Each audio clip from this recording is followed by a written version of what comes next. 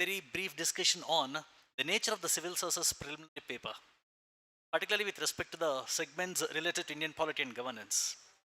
A first look at the question paper had given me an impression that the question paper had tested students from 3 or 4 fronts. Firstly, the candidate's clarity on several concepts. Whether the candidate is having proper clarity or whether the candidate is having proper understanding of a particular concept. So conceptual clarity, of course, is the first thing that was tested in this paper. We all know, all telling throughout these years, that any person who requires to clear the civil services examination requires to have conceptual clarity. That was the first thing that was tested in this paper. A series of concepts were given. For example, the concept of accountability. Specifically speaking about Indian polity and governance, concepts like accountability, concepts like equity, they were given in the question paper. Now, candidate requires to have an understanding of these concepts first. Secondly, the questions in Indian polity and governance also test a candidate's command over knowledge, whether he is conversant with several articles or not. Article 13, for example, was asked in the question paper this year. Thirdly, this paper also tests a candidate's ability to apply his knowledge of the concept to a given scenario. That is, whether the candidate is able to make certain judgments. Now, this is tested particularly in the segment called governance. Governance అనే సెగ్మెంట్లో candidate conceptual clarity ఏదైతే ఉందో అది given సిచ్యువేషన్కి candidate apply చేయగలుగుతున్నాడా లేదా, whether he's able to make judgements or not. That is tested in several questions in this examination as well. కాబట్టి ఈ year question paper 3 or 4 angles నుంచి క్యాండిడేట్స్ని టెస్ట్ చేస్తుంది. Realize that when we keep looking at the questions which are given in this year's paper. The first question is question number 76 in one particular series. This question is related to governance. Governance ki sambandhinchina amsalapai ee question ivvadam jarigindi. First, let us try to read the question. Mr. X, a senior officer, was overseeing a critical vaccination program. He found a private service provider was compromising on quality to make profits. Despite immense pressure, he raised his voice and reported the issue to the appropriate vigilance authority. Which one among the following principles of public administration was most strongly demonstrated? I mean, most strongly demonstrated principle of public administration by the officer. Now, he has given a scenario and he is asking us to try and understand a principle of public administration which the officer had applied in this given scenario. Now, please remember that here the candidate requires to have an understanding of several concepts as well. I told you, spirit de corps is a concept. Equity also is a concept. Accountability is a concept. Delegation also is a concept. These are 4 concepts. Here, the candidate requires to have proper conceptual clarity. And ఈ conceptual clarity తోటి ఈ scenario ఏదైతే ఉందో సినారియోలో ఒక judgement candidate చేయవలసి ఉంటుంది. That is what is making the question very challenging. First ఈ క్వశ్చన్కి will try and discern how we are suppose to address this question. First మనకు ఒక సినారియో ఇచ్చాడు. సినారియోలో ఒక ప్రైవేట్ సర్వీస్ ప్రొవైడర్ వ్యాక్సినేషన్ ప్రోగ్రామ్ని ఇంప్లిమెంట్ చేయడంలో is making certain compromises to enhance his profits. తన లాభాలని మరింత ఎక్కువ చేసుకునేందుకు ఒక private service provider vaccine implementation ప్రోగ్రాంలో కొన్ని రకాల అవకతవకలకి పాల్పడుతున్నాడు. In this scenario the officer raised the voice and reported the issue to the appropriate vigilance authority. పర్యవేక్షణ అధికారి లేదా పర్యవేక్షణ సంస్థ ఏదైతే ఉందో ఆ సంస్థ దగ్గర ఈ ఇష్యూని సదరు ఆఫీసర్ లేవనెత్తడం జరిగింది. ఈ సినారియోలో ఆ ఆఫీసర్ ఇక్కడ అప్లై చేసిన ప్రిన్సిపల్ ఏంటి? That was the question. Now here 4 alternatives are given. The first alternative is spirit de corps. This actually is a French term which means having an association with a group. Having association with a or organization. ఒక organisation పట్ల ఒక వ్యక్తికి ఉన్నటువంటి loyalty, ఒక organisation పట్ల ఒక వ్యక్తికి ఉన్న ప్రైడ్, ఆర్గనైజేషన్ తరపున రెస్పాన్సిబిలిటీస్ లేదా విధులు చేపడుతున్నప్పుడు ఆ వ్యక్తికి ఉన్నటువంటి the sense of the fellowship, the camaraderie that he has with the rest of the employees of the organisation, దాన్ని స్పిరిట్ డి కోర్ అని చెప్పి అంటారు. ఇంతకుముందు రోజుల్లో ఈ concept it was being used in military parlances, in army parlances. తర్వాత ఈ కాన్సెప్ట్ని ఈవెన్ ప్రైవేట్ ఆర్గనైజేషన్స్లో కూడా యూజ్ చేయడం స్టార్ట్ చేశారు. ఈ ప్రిన్సిపల్ ఏంటి అంటే, ఒక ఆర్గనైజేషన్లో వర్క్ చేస్తున్న ఒక వ్యక్తి అందరినీ కూడా కలుపుకొని అందరితోటి సద్భావన కలిగి ఉండి, taking pride working with the organisation, తన బాధ్యతలు నిర్వహిస్తాడు. ఆ స్పిరిట్నే స్పిరిట్ డి కోర్ అని చెప్పి అంటారు. Whether it is this principle which is applied here or not. So obviously not. The second principle which is given is the principle of equity. Equity is a principle which says that a person should have fairness. A person should follow the principle of fairness while making distributions. Please remember that equity is different from equality. Equality ante giving everybody an equal treatment. Equity ante giving treatment to individuals based or recognizing or acknowledging their differences. Equals will be treated equally and unequals will be treated unequally. So the principle of equity recognizes proportionality. ఇది కూడా ఒక principal. ఒక అధికారి తన బాధ్యతలు నిర్వర్తిస్తున్నప్పుడు అవలంబించవలసినటువంటి దృక్పథం equity. This principle also is not applied this scenario. Third one is accountability, జవాబుదారితనం. What does it mean? Please remember that traditionally the concept of accountability was interpreted in a very narrow sense. It meant that an officer should perform his duties according to established norms and the legal framework, within the legal framework. That was called as accountability. And in case the officer is not able to perform his duties or has not performed his duties based on the legal framework and based on the organizational norms, he will be held answerable. That's the concept of accountability. Therefore, the concept of accountability previously was very narrow, the way it was interpreted. తన బాధ్యతల్ని సక్రమంగా నిర్వర్తిస్తే చాలు. తన బాధ్యతలు నిర్వర్తించడంలో విఫలమైన అధికారిని జవాబు కోరడమే accountability, జవాబుదారితనం. But in recent times, because of the popularity of the concept of governance, the scope of accountability also has increased. It increased to such an extent that the employee, a particular officer, a functionary, a public functionary, is required to perform his duties not only to ensure that his individual duties are performed well, but also he realizes the organizational goals. So if there is anything in the given scenario which is defeating the purpose of the organization, or which is rendering the performance of the organization dysfunctional, then the officer will have to take initiative.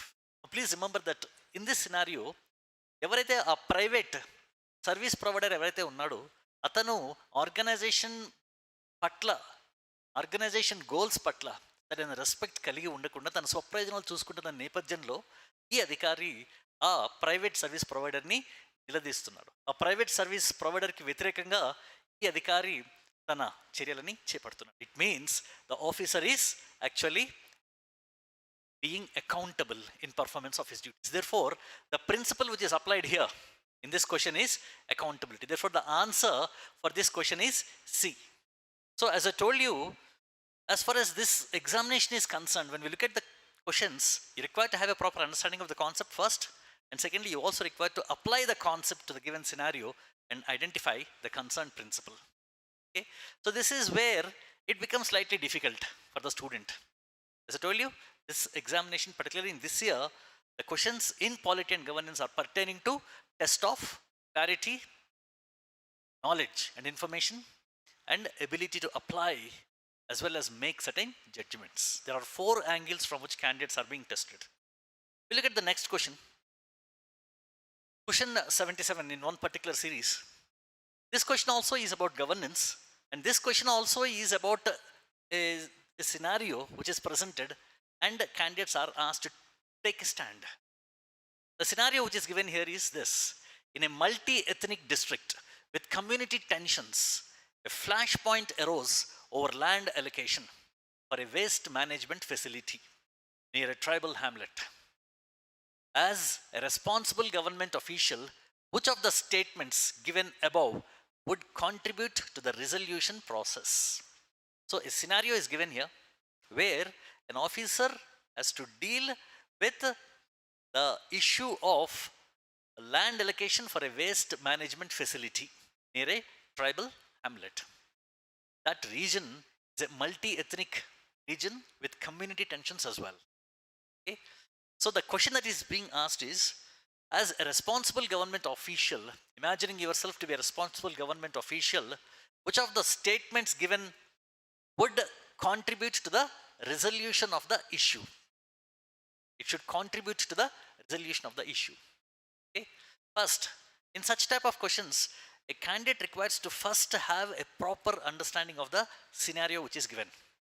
It will be advisable for the students to try and even underline some very important words so that they don't understand the correct scenario. First, it's a multi-ethnic district. It means there are multiple groups, social groups, and there is also a possibility of a community tension. It means those social groups are having friction amongst themselves. A tarvata a flash point ante a possibility of a conflict, ఒక సంఘర్షణ వాతావరణం ఏర్పడింది. దేని గురించి? Land allocation, okay, for waste management facility. So ఆ ప్రాంతంలో waste management facility వ్యర్థ నిర్వహణ కోసం ఏర్పాటు చేస్తున్న ఒక ఫెసిలిటీకి ల్యాండ్ అలొకేషన్కి సంబంధించి ఒక వివాదం ఏర్పడింది. ఓకే, ఇలాంటి సినారియోలో what would be an appropriate action by a public official to resolve the issue? First, acknowledge cultural concerns before discussing technical alternatives. Is this important? Specifically, manaki scenario lo he has very clearly mentioned that it is a tribal hamlet. Tribal hamlet and specifically mention chesadu ante dan ardham entante cultural concerns should be taken into consideration. Kabatti first statement is correct. Okay, next, the second statement which is given is the government should move ahead without delay to prevent cost overruns. నార్మల్గా ఏదైనా ఒక project delay అయినప్పుడు cost escalation, cost over runs అవుతాయి. దానివల్ల project cost పెరిగిపోతుంది కదా, గవర్నమెంట్కి నష్టం వస్తుంది. సో గవర్నమెంట్ అట్లాంటి కాస్ట్ ఎస్కలేషన్కి ఆస్కారం ఇవ్వకుండా వెంటనే ఆ ప్రాజెక్ట్ని అమలు చేయాలి. ఇది చేయడం కరెక్టేనా, రాంగా? ప్లీజ్ రిమెంబర్ దట్ ఇలాంటి సినారియోలో ఎవరైనా ఒక ఆఫీసర్ తప్పనిసరిగా 3 or 4 యాంగిల్స్ నుంచి ఆ సినారియోని జడ్జి చేయవలసి ఉంటుంది. కాస్ట్ ఎస్కలేషన్ అనే ఒక్క క్రైటీరియా మాత్రమే కాకుండా ఒక 3 or 4 ఇష్యూస్ని ఆ అధికారి దృష్టిలో పెట్టుకోవాల్సి ఉంటుంది. ఎందుకంటే ఇక్కడ there are multiple stakeholders. Okay, బహుళ వాటాదారులు ఉన్నారు కాబట్టి ఈ ఈవెన్ సినారియోలో. Okay, third, creating a multi-stakeholder dialogue platform to address the trust deficit. Obviously, ఇక్కడ ఒక ట్రస్ట్ డెఫిసిట్ ఉంది, వర్గాల మధ్య కొంచెం ఫ్రిక్షన్ ఉంది, సంఘర్షణ ఉంది. ఆ ట్రస్ట్ డెఫిసిట్ని ఓవర్కమ్ కావడానికి ఒక dialogue platform for all the multiple stake holders. So అందరి ఫియర్స్ని అలై చేస్తూ, అందరి కన్సర్న్స్ని అడ్రస్ చేస్తూ ఒక మల్టిపుల్ స్టేక్ హోల్డర్ ప్లాట్ఫామ్ని ఎస్టాబ్లిష్ చేసి ఆ తర్వాత ఇక్కడ శాంతియుతంగా ఏదైనా అందరి సమ్మతితోటి acceptance and approval of all segments, if some solution can be arrived, that would be nice. Therefore, the third statement also is correct. Next, conducting independent environmental and social impact assessment. Independent social impact assessment and sharing the findings transparently. This, to a very great extent, will resolve the issue. ఒక independent environmental and social impact assessment సంబంధించిన ఒక స్టడీని conduct చేసి ఆ study ద్వారా వచ్చినటువంటి రిపోర్ట్స్ని, అబ్జర్వేషన్స్ని అందరి ముందు పారదర్శకంగా ఉంచగలిగితే ఈ సమస్యకి సరైనటువంటి సమాధానాన్ని పొందొచ్చు. కాబట్టి this given scenario the correct answer is a, 1, 3 and 4 only. Obviously 2 is not advisable in this scenario because it's a region which has considerable friction, there are multiple stakeholders, there is trust deficit also, and there also is a problem related to land allocation. So ఇన్ని angles ఉన్నప్పుడు ఇలాంటి సినారియోలో మనం ఎట్లాంటి నిర్ణయాన్ని తొందరపాటుగా తీసుకుంటే that is only going to escalate the situation. Caste ఎస్కలేషన్ని నివారించడానికి మనం కాన్ఫ్లిక్ట్ ఎస్కలేషన్ చేయకూడదు కదా, కాన్ఫ్లిక్ట్ ఎస్కలేషన్కి ఆస్కారం ఇవ్వకూడదు కదా. కాబట్టి దీనికి the right answer would be 1, 3 and 4, option A. Going ahead, the next question.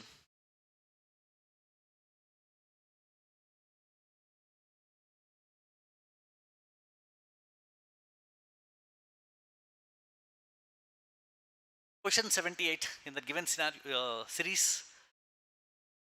Miss X is a mid-level civil service official working in urban development. She received confidential information that a shortlisted contractor had history of poor workmanship. Her department head advised her not to disclose this. What should Miss X do?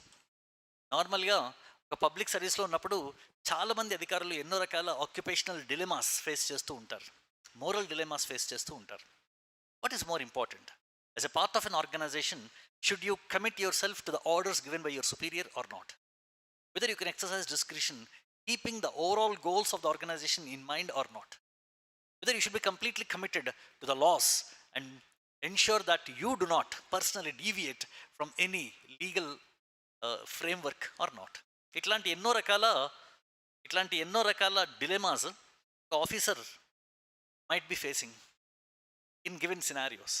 So ఇట్లాంటి సినారియోస్లో ఎట్లాంటి decision తీసుకోవాలి? ఇది కూడా, as I told you, it is a question which requires a candidate to analyze a particular given situation and take a call, take a decision. Okay, అటువంటి ఒక నేపథ్యాన్ని సంపూర్ణంగా అర్థం చేసుకుని దాన్ని విశ్లేషించి ఈ నేపథ్యంలో ఒక సరైన నిర్ణయం తీసుకోవడానికి ఒక ప్రాపర్ జడ్జిమెంట్ చేయగలిగి ఉండాలి. That ability of a candidate is tested here. Please remember that all this is a part of what's called as governance. ఒక అధికారి తన బాధ్యతల నిర్వహణలో ఎట్లాంటి చర్యలు చేపట్టాలి, ఎట్లాంటి స్టాండ్ తీసుకోవాలి, స్టాండ్ తీసుకునేటప్పుడు ఎట్లాంటి అంశాలని, క్రైటీరియాని మైండ్లో పెట్టుకోవాలి. This is being tested in this question. First, so there is a mid level civil service official working in urban development receiving a confidential information that a contractor has a history of poor workmanship. Ante has a history of not completing the projects on time, or probably not completing the projects with the quality that he has earlier issued, or probably he might have engaged in extra legal means to secure contracts, or might have done some illegal things, no? Like giving bribes for officials. Itlanti ఏయో మొత్తానికి some problem is there in that person's history. ఇట్లాంటి కాంట్రాక్టర్కి contract ఇచ్చే ముందు she was advised by her head not to disclose this confidential information. So information is confidential, should not be disclosed. Now what is the officer supposed to do?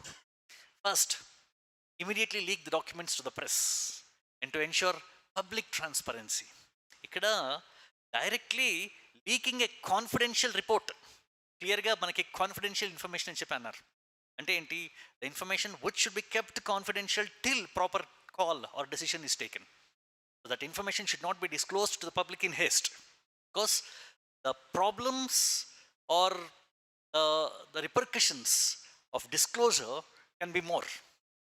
కాబట్టి తొందరపాటుగా ఇలాంటి confidential ఇన్ఫర్మేషన్ని పబ్లిక్కి చేరవేయకూడదు, ప్రెస్కి చేరవేయకూడదు. So the first option given is obviously wrong. B, propose a limited disclosure to an official oversight. official oversight or a tender evaluation committee while keeping the information confidential from public for the time being. This seems to be the most appropriate course of action for an officer. Even before looking at the other two also, this looks probably as the most appropriate action to be taken by a member of the organization. Okay, so limited disclosure to an official oversight or tender evaluation committee. This is within the organization. So he's not making the information public, or she's not making the information public. And she's only giving a limited disclosure. Limited disclosure. She's not completely divulging all the confidential information to these organizations and the bodies within the organization. Third, follow the department head's advice completely and ignore the information to ensure administrative harmony. Now that also is not an appropriate stand to take, primarily because an officer's commitment is not towards his boss. The officer's commitment is towards laws. Officer's commitment is towards the organizational goals, not necessarily to the boss always. And therefore, this also is not appropriate, because you cannot maintain silence after you have come to know that there is some problem in the way the office had worked. And fourthly, file a formal lawsuit against her own department in a civil court. Now that is completely inappropriate action. A public officer who is a part of an organization has to follow certain protocols. And dragging his own public office to a court would actually not amount to right conduct by an officer. Therefore, the most appropriate action in this scenario is B. Going ahead, let us look at the next question. Now this question is pertaining to polity, and this question is about Article 13. The question reads, X, a person called X, was addressing a seminar on the meaning of the term law under Article 13, Part 3 of the Constitution. X explained that the meaning was very comprehensive. Y pointed out that law in Article 13 also included customs or usages having the force of law in India. Select the right conclusion. The view of only X is correct.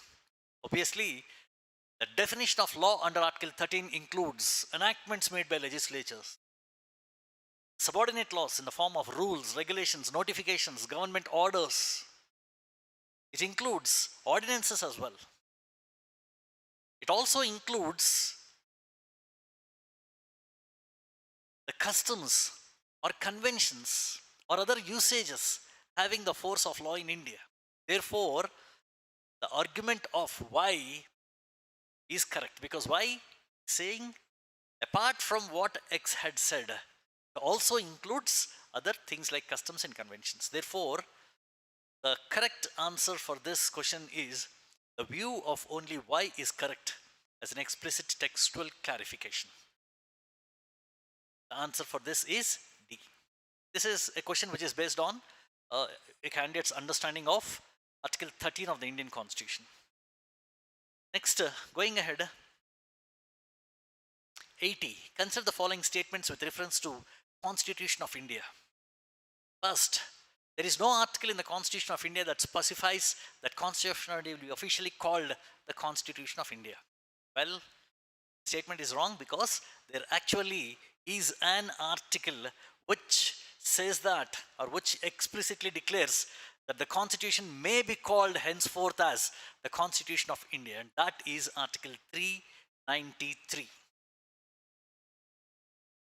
Article 393 declares that the short title of the Constitution is the Constitution of India.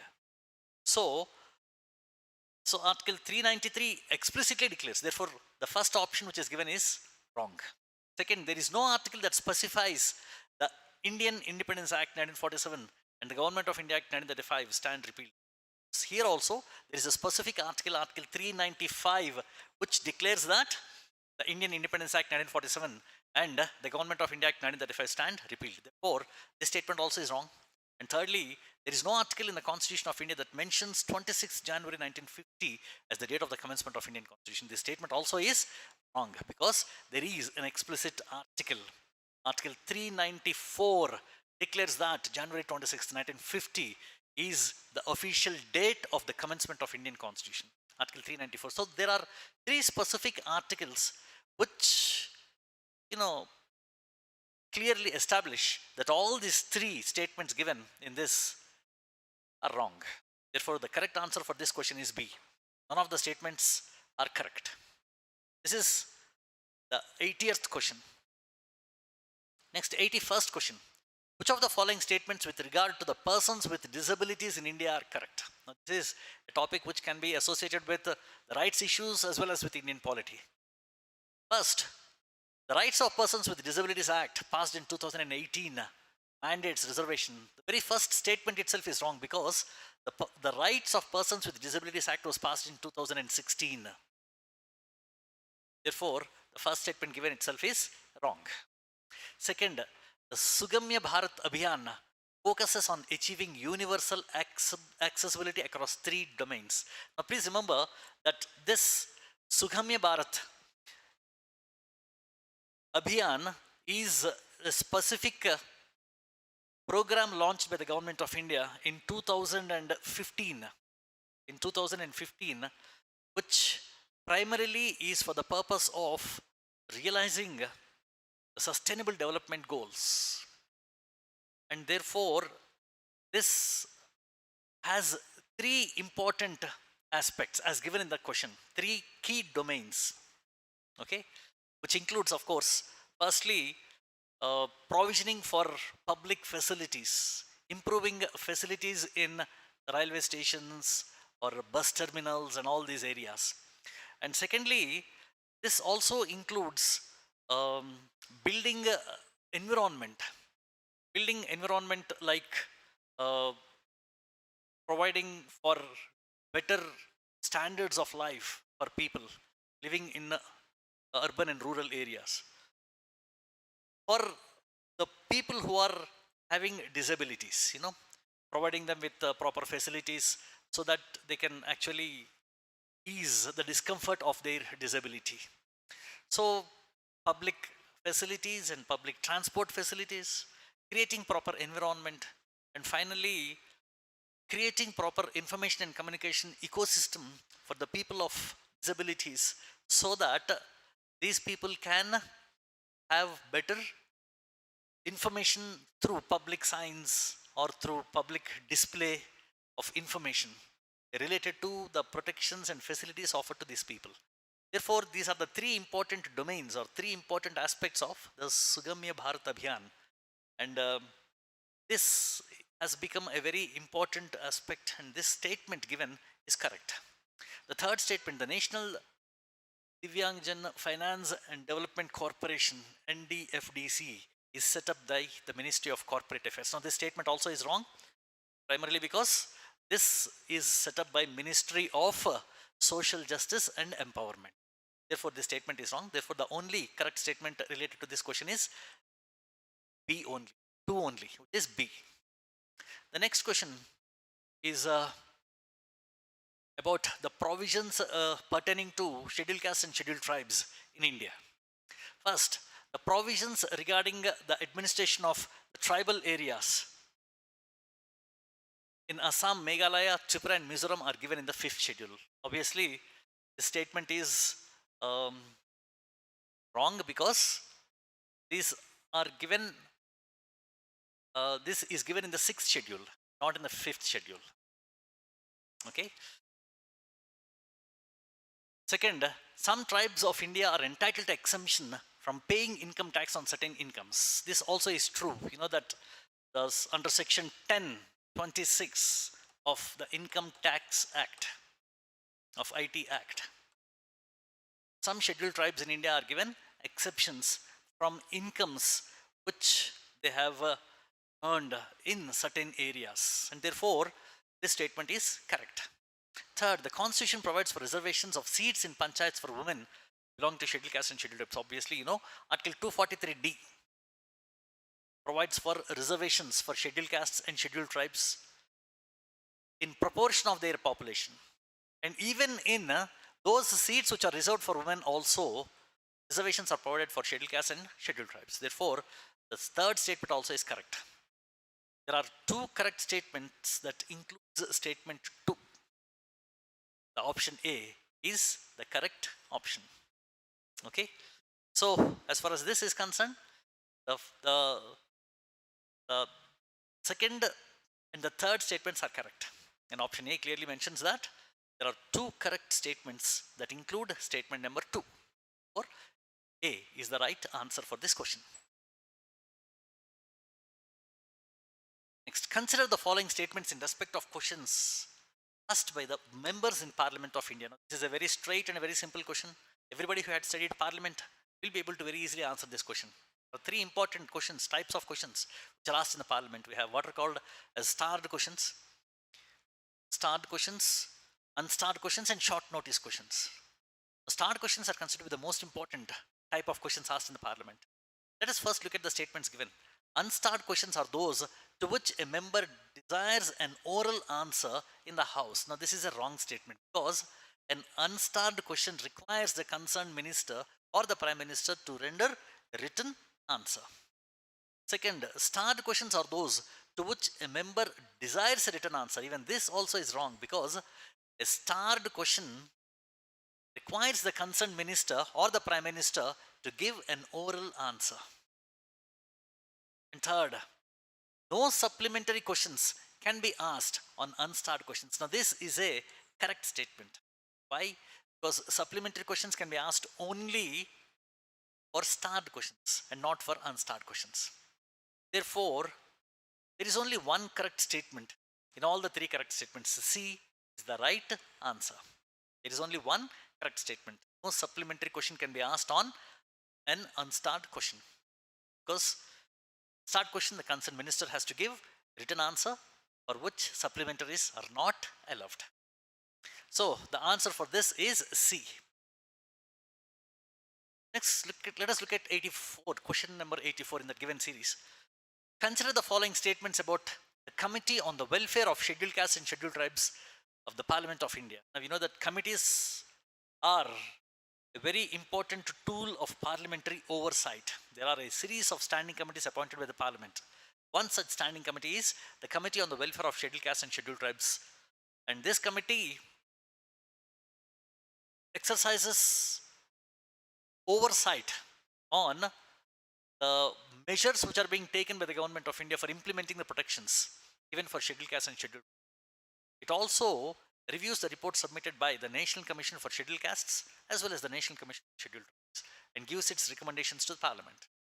Now, the question is very factual here. Anybody who has read about this commission in this committee in any good book will answer this question. First, let's look at the options. The members are elected from both houses of Parliament, but chairperson is appointed by the chairman of Rajya Sabha. Now, this is wrong because the chairman of the Committee on the Welfare of Scheduled Castes and Scheduled Tribes is appointed by the Speaker of Lok Sabha. Remember, for the majority of the committees, the chairmen are appointed by Speaker only. Secondly, 20 members elected by Rajya Sabha and 10 by Lok Sabha. We know that the Committee on the Welfare of Scheduled Castes and Scheduled Tribes consists of 30 members, but 20 are elected from Lok Sabha and 10 are elected from Rajya Sabha. Okay, therefore, this requires to be switched over. This statement also is therefore wrong. Third, no minister is eligible to be a member except Union Minister of Social Justice and Empowerment. Please remember that for most of the standing committees, ministers are ineligible to become members, and therefore this statement also is wrong. Fourth, the members are elected for a fixed term of 2 years. Now, this statement also is wrong because for most of the standing committees of Parliament, the members are elected only for a period of 1 year. Therefore, all the 4 statements are incorrect. All the 4 statements contain errors and they are all incorrect. This is the 84th question in the given series. Now, let us look at the 85th question. Consider the following statements about Mission Sudarshana Chakra. Now, please remember that this is not a question which is related to the Indian polity segment. It is related to know, security and air defense. Obviously, we'll just, as a part of the sequence, we'll just try to finish off with this question. Consider the following statement about Mission Sudarshan Chakra of India. It aims to enhance India's air defense, ballistic missile defense, and aerial offensive capabilities. Okay, now please remember that this is not for offensive capability. It is for primarily for air defense. Okay, so first statement is wrong. This mission is being designed to enhance rapid, precise, and powerful defense responses, reinforcing India's strategic autonomy. This is right. Thirdly, one of the aims of this mission is to cover all public places of India by an expanded nationwide security shield by 2035. Now, please remember that this statement also is correct, because this mission, Sudarshan Chakra, is primarily intended to cover all those strategic hubs which are very important strategically, so that India doesn't become vulnerable because its strategic regions are compromised. That's the primary purpose behind this Mission Sudarshan Chakra of India. Okay, so this is not purely an Indian polity question, but it has appeared in the middle of this segment in which we discuss governance and Indian polity. Next, 86, question 86. Consider the following statements about river bridges connecting India with the neighboring countries. Of course, this also is not something which is connected with Indian polity, but it is in the sequence. But let's also finish off with this. The Maitri Setu built over Feni River connects Ramgarh in India with Sabroom in Bangladesh. It's correct statement, because this Maitri Setu is a bridge which is seeking to operationalize that very important port in Bangladesh, and that's the reason why this has become very much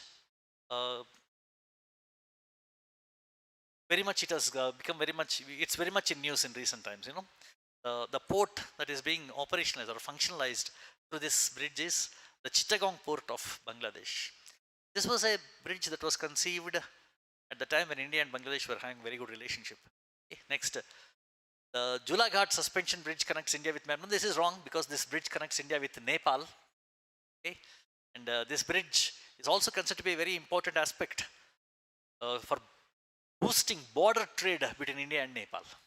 So this statement is wrong. Second statement is wrong. And thirdly, the Mechi bridge and its approaches connect Panitanki bypass in India with the Kakarvita in Nepal. Even this statement also is correct. This Panitanki is in West Bengal, and it is connected with the Kakarvita in Nepal. And the statement also is therefore correct. Answer is 1 and 3. The answer is therefore B. The answer is B for this question, 1 and 3.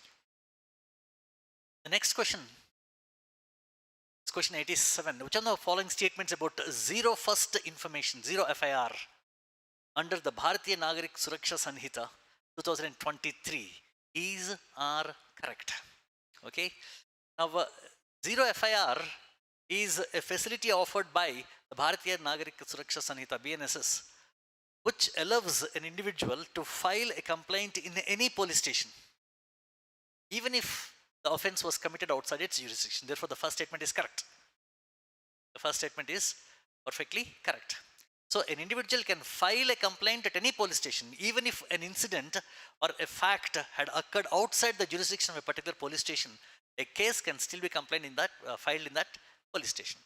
Now, the police will file the FIR using the serial number of 0, and they will transfer the case as quickly as possible to the police station which exercises appropriate jurisdiction. Therefore, the officer will not proceed with the case. They will file the case under the serial number of 0, and at the earliest they will transfer the case to the police station which has appropriate jurisdiction. Okay. Therefore, the second statement, the officer in charge may, with the permission of competent authority, initiate a preliminary inquiry, is wrong. It is wrong. Okay. Third, under zero FIR, it is obligatory for the informant to furnish information electronically. Even this condition also does not apply to this. Therefore, the answer for this question is C, one only. That's the answer for question number 87. Next, question number 88. Now, he has given a series of organizations and he's asked us to identify whether the functions of these organizations and the appropriate ministries with which they are associated are properly matched or not. First, CEIB. Now, this is an organization, as you know, Central Economic Intelligence Bureau. This is an organization which actually does not report to Ministry of Home Affairs, it reports to Ministry of Finance. Therefore, the first statement is a wrong statement. Second, we have this Serious Fraud Investigation Office, SFIO. This organization investigates complicated corporate frauds, and this organization is associated with the Ministry of Corporate Affairs and not with Ministry of Finance. Okay. Therefore, this statement also is wrong. Second statement also is wrong. Third, CBI, Central Bureau of Investigation. It preserves values in public life and ensures the health of national economy. Perfectly right. This statement clearly implies the major functions of the Central Bureau of Investigation. And CBI, of course, is also associated with Ministry of Personal, Public Grievance and Pensions. So, this third row, which is about CBI, is the only row which is right. Okay, the question is given like this. In how many rows are the given details correctly matched? The option is A, one row only. Okay, so there is only one row in which the options are correctly matched, and therefore that's the only thing that you'll have to keep in mind. Next, the last question in Polity and Governance is question number 99 in this series. And which among the following statements with respect to the revamped Rashtriya Gram Swaraj Abhiyan are correct? Let us look at the statements now. Now, this is a factual question. It's based on facts.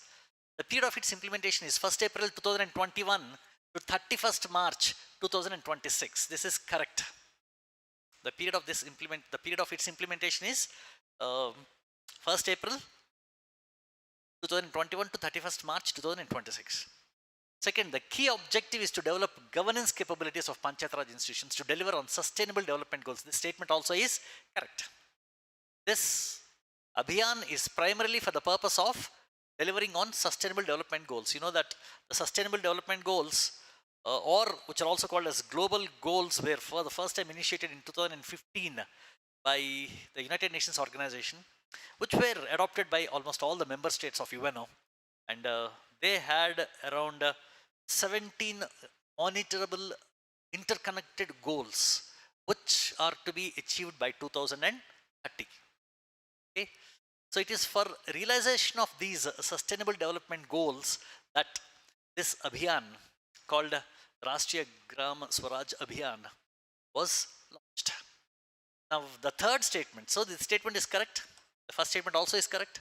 The third statement, the share of the central funding for the revamped RGSA is 100% for all the states and union territories. Now, this is wrong. Obviously, there is a completely different mechanism of sharing of funds between the center and the states, and it is 100% only for the union territories, and not for all the states. Okay, so please remember that as far as the states are concerned, for normal states it is a 60:40 cost sharing ratio, and for the northeastern states the cost sharing ratio is 90:10.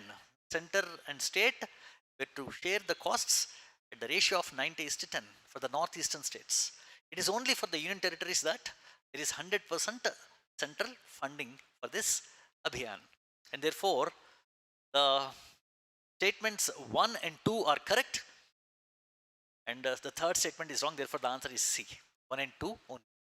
So these are the questions that were given in Indian polity and governance in 2026 Civil Service Preliminary. Now, as I told you, this paper actually tests candidates' level of knowledge and information, ability to understand the concepts clearly, thirdly, to apply and analyze or apply these concepts to given scenarios and to make judgments. So there are 3 or 4 angles from which candidates are tested in this examination, and therefore this is a trend. The ultimate or the final impressions that I gather looking at this paper is that the candidates will have to not only acquire knowledge but also understand knowledge in its application part as well. This is about the 2026 Civil Service Preliminary paper concerned with polity and governance. Hope it has helped you and your preparation. My best wishes to all the aspirants. Thank you so much.